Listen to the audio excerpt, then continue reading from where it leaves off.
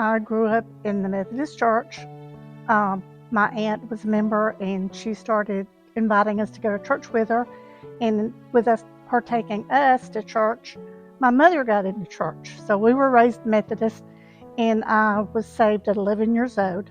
I went through a confirmation class with a couple of other people, and then I was sprinkled.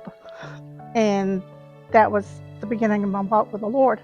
And I have no question or doubt that I was saved. I can remember praying for my dad, uh, hoping that he would come to church, and just, a child's heart was there. Uh, in and out of church, basically in church my entire life. We changed over to a Baptist church after Zachary was born. I carried him to Bible school at a Baptist church one summer, and we decided that we needed to make the move. Our Methodist church was becoming an age church. Lots of times we would go to Sunday school and there wouldn't be anybody our age for Sunday school class, so we would leave Zachary in his Sunday school class, and we had nowhere to go because there's nobody there.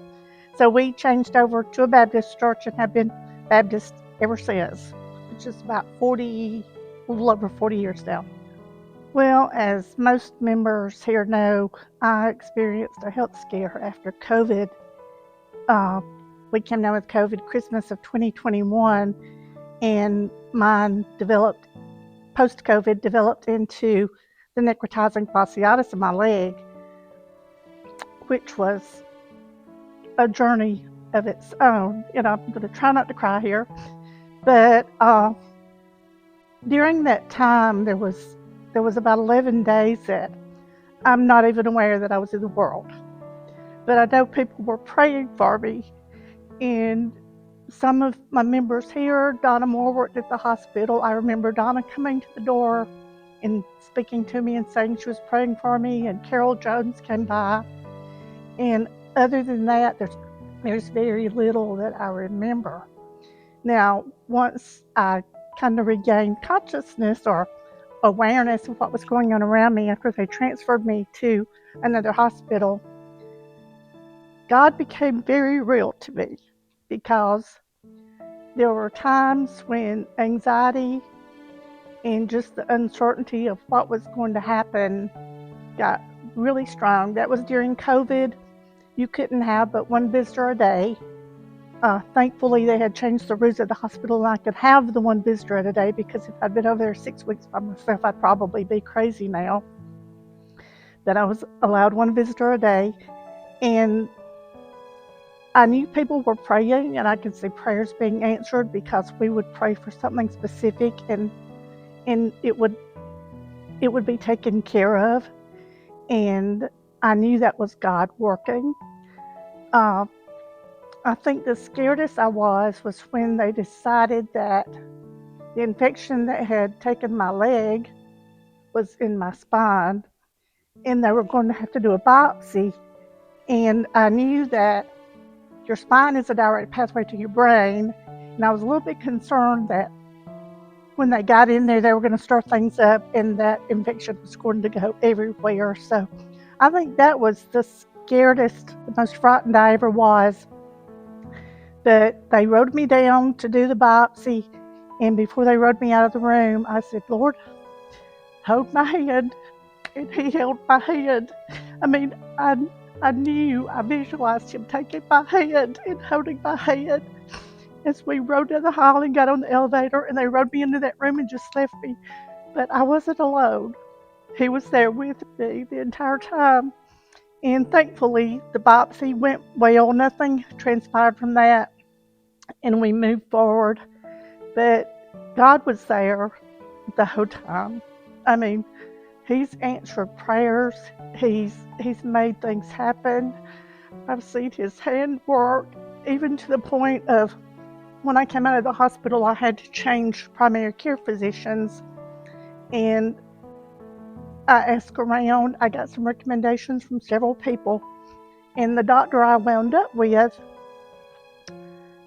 when I walked in to see her the first time, she said, I almost didn't recognize you standing in the hall, or coming down the hall. She was standing at the desk, and I'm thinking, I don't know you. You shouldn't recognize me. But she was actually the doctor from the hospital, from Redmond, that had gotten me into the burn center where I needed to be in order for my leg to start on its journey to healing. So God's hand has been in the works the whole time. I mean, He's guided me, He's guided other people, and He's directed things. And I've felt Him work. Uh, Never really had pain with the leg. As most of you know, the pain was in my back. It was excruciating. It was unexplainable. And in my left hip. When I came home from the hospital, I really couldn't even sit in a chair. I couldn't get up. I couldn't get down. I couldn't sit because of the pain in my left hip. And Bill Heaton came to visit me one day not long after I got home. And I was talking to him about it. And when he started to leave, he said, "Karen, let's pray." And Bill took my hand, and we stood there in the living room. I was sitting in the chair, and he stood there and he prayed for me. And as he was praying, I could physically feel something leaving my body. And that day, the pain in my left hip was gone. I mean, it never hurt the way it had before. It was just gone. And I know that was from Bill praying and asking the Lord to take it away. Well, they told Gary I think the whole 11 days I was at Redmond that they did not know that I would live. And if I did, I would not have a left leg or a left hip. I saw one of the doctors just yesterday. Not for me, Gary had a visit and I went in. And when I came walking down the hall, he said, "It's so good to see you. And it's so good to see you. I love to see you walk." So God has really, really blessed me. Um, Teresa Painter refers to me as her walking miracle. And I'm so thankful that I'm able to do what I can do. When I left the hospital, one of my physical therapists, they were wonderful girls. She said, "Now, Karen, when you get home, you need to be sure and get on outpatient rehab as soon as they finish up with your home health." She said, "Because you could be on a walker the rest of your life." And when she said that, it just it was like a slap in the face. And I stopped and I thought, a walker the rest of my life? And I thought, no, that's not an option. God's greater than that. He's brought me this far, and He's not going to leave me on a walker for the rest of my life. And He hasn't. And there's reasons that He's done what He's done. And I tell people all the time, I hope I can live up to His expectations, because I know,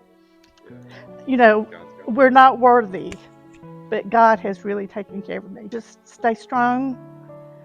Ask your friends, your family, your church family to pray for you, and just God's going to hold your hand. He's going to be there with you, and He's going to hold your hand. I'm going to zoom out. Would you stand up for us? Sure.